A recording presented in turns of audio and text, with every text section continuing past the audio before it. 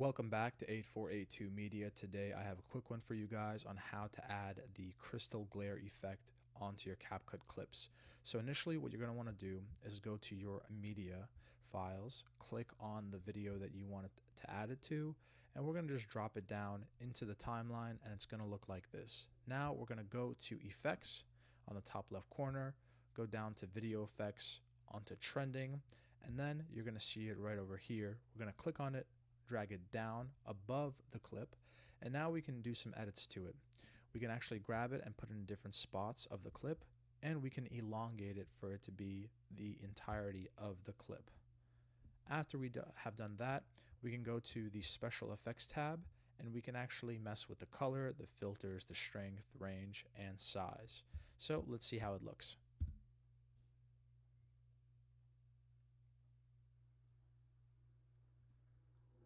Guys, if this was helpful in any way, please leave a like down below. If you have any questions, comment down below. Thank you guys for watching and have a great day.